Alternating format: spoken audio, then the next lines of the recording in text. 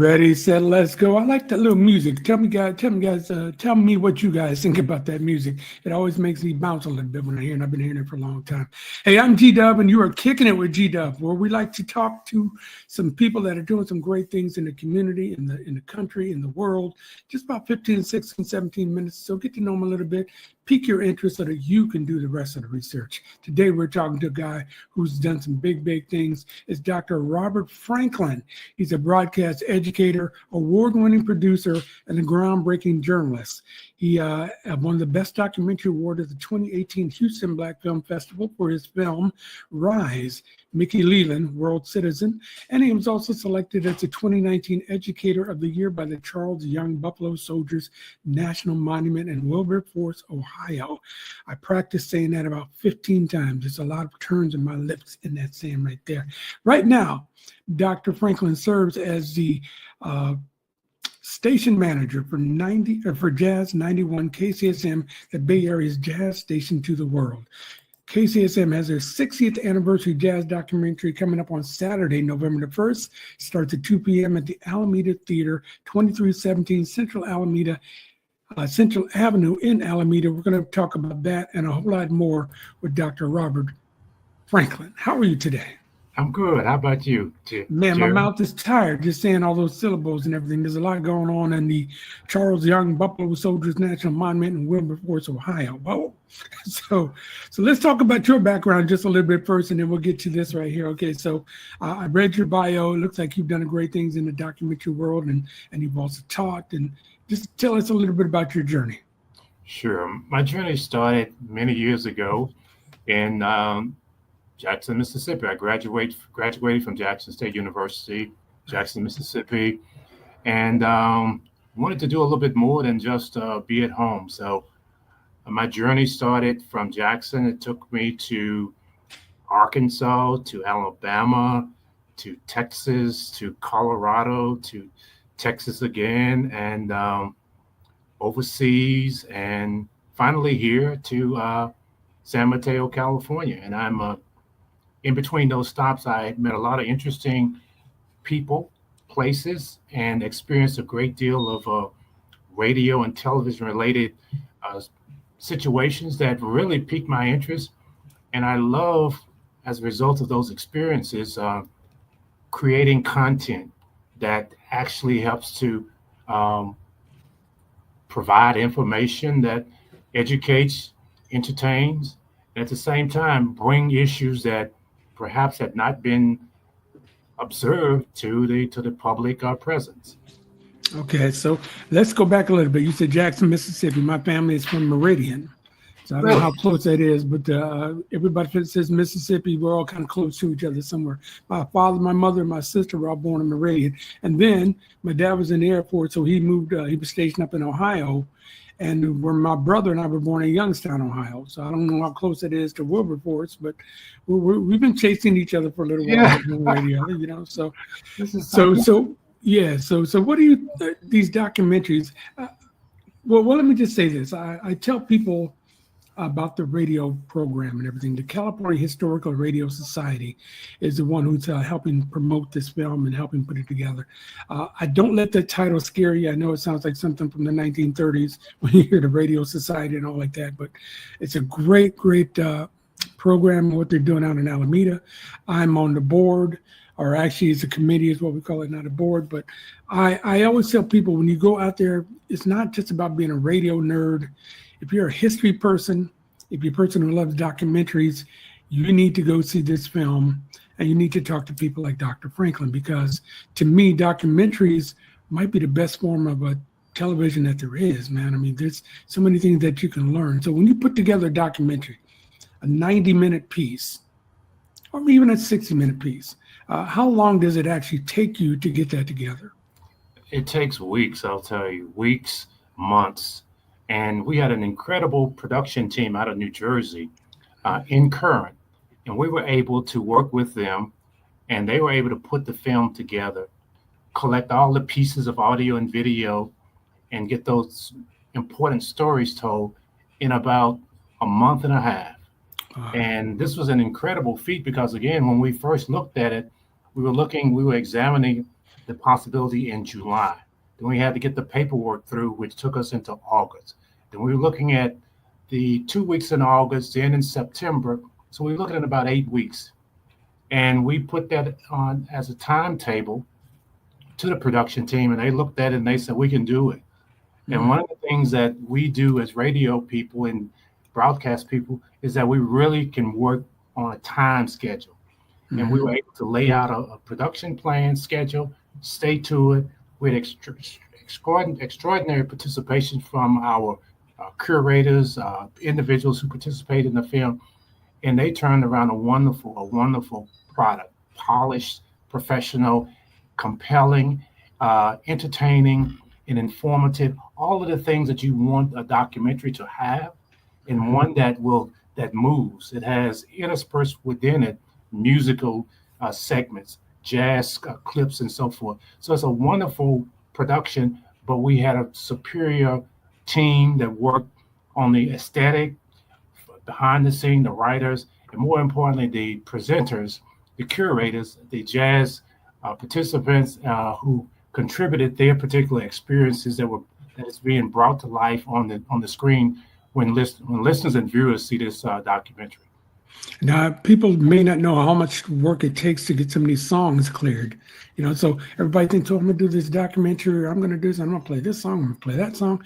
Oh, wait a minute, you got some people you need to talk to before you can use their music, right? So how long is that process, and how do you get a job like that? Because that's always, to me, like, you watch commercials on television and all like that, and you see the different songs. They play a lot of R&B, some funk, some rock. I'd like that job to decide what music goes into a commercial or what music goes into a film. What goes into all of that? Well, we had a strategy session. As executive producer, my key role was basically making sure that we had the funds to underwrite, to pay for the cost of the film. Yeah, but at the same time, with my background as a producer, I knew that there was some pieces of music genres that we wanted to make sure that we included in the mix to make sure that we told a compelling story. We were able to get the participation of Tiffany Austin, an extraordinarily talented jazz presenter who lives in the area. Mm-hmm. And one of the things that she contributed to the documentary film, she contributed her artistic skills as a curator, as a historian, as a presenter, and that was part of the story. Then we wanted to actually accentuate the music that we feature on our station, because again, jazz is our calling card. It's what's been our calling card for the last 60 years. It was part of that 60 years that we wanted to basically chronicle in an hour to try to summarize 60 years of musical excellence, telling the story of jazz, presenting jazz in a way that only KCSM is able to present it. And it was captured, it has been captured in this particular documentary film, because you hear interspersed with the narration, you have these profound musical clips, jazz clips that really bring the story together. It really is a collaborative effort, but at the same time, we had extraordinarily talented curators, announcers. We had live jazz presenters like Tiffany Austin. We had educators, all coming together in pursuit of telling this amazing story about this jazz station that's been in the community for 60 years, serving not only the Bay Area, but the worldwide audience that tunes into our station. Well, it is Jazz 91 KCSM, the Bay Area's jazz station to the world. I love that. And you're watching Kicking It with GDOVE, and I am kicking it with Dr. Robert Franklin. He's the station manager for KCSM. Saturday, November the 1st at 2 o'clock, we're going to be showing an exclusive screening of KCSM's 60th anniversary jazz documentary. You can go get your tickets at chrsradio.com/KCSM DOC, KCSM Doc. It sounds more complicated than it is. Once you get to the CHRS radios website, you'll be able to figure all that out. And I'm going to put this up here on the screen so people can see what we're talking about as well. So an exclusive showing of this documentary. We're trying to get all kind of people to come out there. I've reached out to some folks I know in the communities, San Jose Jazz and San Francisco Jazz, and just my friends, because I was in radio business too for like 20 some years. So all my friends. But like I said before, you don't have to be a radio nerd. You don't have to be a jazz nerd. You just have to like good and solid entertainment. It sounds like that's what this is. Alameda is a sweet little town. I like the little town there. Sits on the water, lots of places to go eat after the screening. But there's a whole lot else that's going on too. So this film chronicles, like you were saying, KCSM's history and its commitment to jazz is told by the DJs themselves. I know Clifford Brown Jr. over there at your station. So is he going to be part of the show? Absolutely, absolutely. Clifford, Sonny Buxton, Chris Cortez, Chewy Varela, just a whole collection of those particular announcers. Dick Conte, those particular announcers who were able to participate are featured in this particular documentary film. Yes. Mm-hmm. And it's going to be followed by an exclusive Q&A with the producers and the stars of the film. Tell me about that. Yes, I was confirmed yesterday that Sonny Buxton, a longtime legendary announcer here at KCSM, he confirmed that he'll be there on Saturday. And I'm hoping that those individuals who love Sonny, who've never ever met him, but who've listened to him, will take the opportunity to come out and experience really a treasure. He is Sonny is a treasure, along with Dick Conte, Jane Pettingale, Chewy Varela, Chris Cortez, just a whole cross section of our announcers that we're hoping will be there. But we know that Sonny will be there, and we'll be able to take some questions from the audience. I think we have about a 30-minute window that we set up for Q&A. And I'm hoping that we'll have as many people as possible to come out and to meet and greet and talk with the announcers here. But then more importantly, to see this particular film, because again, sometimes we come this way only once. Yes. And one of the things that I wanted to do was to chronicle this history. One of the things that attracted me to this station from Texas was I looked at the announcers, Clifford Brown, you mentioned. I said, you got to be kidding me. Mm-hmm. And I looked at the bios and I said, if I get a chance, as a producer, I'm always thinking about wanting to find ways to tell these stories. And I said, they have a compelling story. And one of the things I wanted to do was capture their particular stories and then present it to a broader audience, which is what we've done. The documentary captures that, and it's going to live forever in terms of, the archival information, the information really capture this portion of history at this particular point in time. I think it's a wonderful experience. It's a wonderful opportunity. And those particular men and women who contributed to this film are really history makers. They are basically saying to the next generation, here's a blueprint. Here's how we did it. And build upon that and make jazz even more entertaining, more compelling, more important to the broader American and international communities. I love it. Now, after the Q&A, people are invited to take a little 5-minute walk down the street to Radio Central Museum. It's a California Historical Radio Society's museum, which you should go to. Again, it's a free visit anytime you want to go, but this will be a great time. It's a private reception with refreshments, live DJ set from KCSM's Harry Duncan, and free tours of the museum to explore the history of broadcasting with the vintage radio studios and hands-on exhibits. Dr. Franklin, have you been to the museum? I have. At the Radio by the Bay. Yes, that's right. I met you there. I sure did. I walked through, but I didn't get the tour, so I want to make sure that I get the tour this time.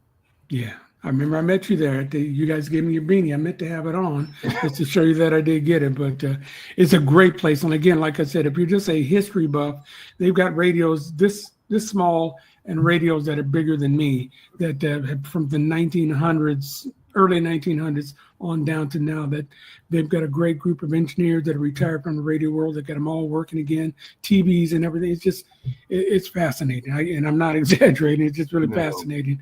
And I just love to see that kind of thing. So once again, we're talking to Dr. Robert Franklin. We're talking about KCS Jazz 91 KCSM's 60th anniversary documentary. It's coming up Saturday, November the 1st, starting at 2 p.m. at the Alameda Theater, 2317 Central Avenue in Alameda.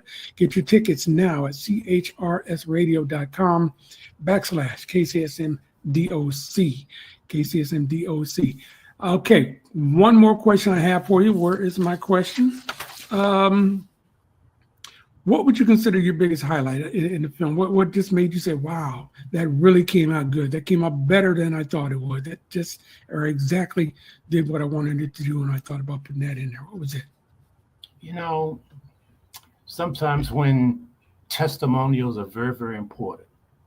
And one of the things that we were able to capture is a segue of all these different testimonials that some came from different parts of the country. Some came from outside the country. Some came from Canada, Japan, and all that. And the testimony that they were making about the music that they heard. And sometimes when someone else says it about you, it resonates even more so. And when they were talking about, when these listeners were making these testimonials about, you know, what made KCSM special and what it meant to them, it was a feeling that made me feel really, really good. It made me feel like, now that's capturing a moment. When you have someone else who can say it in their own words, it's unscripted. They just call in and say, I just want to let you know that you have a wonderful station, and it's been my lifeline. Mm-hmm. It's why I tune to 91.1. I've been with you all. Wherever I am, you're with me. That was one of the powerful points of the documentary film. I love it. And for people who are not local here in the Bay Area, you can, of course, hear it on streaming, right? You guys stream? Tell us your website where they can hear you on streaming. Absolutely. KCSM.org. We're streaming 24/7 worldwide. Traditional jazz, folks, all the favorites, Miles, Dizzy, everybody like this. Today's Dizzy Gillespie's birthday, by the way. As we are recording this, is Dizzy Gillespie's birthday. So I like to check it out. And it's got a great signal too. Again, if you live in the Bay, I live out in Bay Point, which is, you're in San Mateo. I don't know where your tower is and everything, but I can hear it way out here. And there's stations that in Sacramento and San Francisco that I can't even hear out here. So it's a great station, a lot of fun. Again, I'm happy to say I got a couple of friends that work over there now. I've got a third friend who's running the joint. So I want to see everybody there. I'm going to be there Saturday, November the 1st, for the screening of KCSM's 60th anniversary documentary. It's going to be a lot of fun. As you've heard, it's going to be a lot of great things going on. Any last words, Doctor? I'm just so happy that you gave me an opportunity to talk to you. And I feel like, you know, you're a neighbor, you know, Mississippian and Mississippi, from Ohio. So radio. I trail your way out here. So I'm happy. I'm happy to be on your show. I would just like to say, I love that number 6 jersey that you got. Oh yeah, there, Dr. J. That's one of that's one of my favorite performers, athletic performers there. So we're on the same page here. I'm happy to have been a part of your show. Well, we're going to talk a little bit more when as we continue on. We're going to get to know each other really well. So can't wait to see you on November the 1st. Okay. So once again, you've been watching the Kicking It with GDOVE. I thank you for joining us, and we'll see you next time.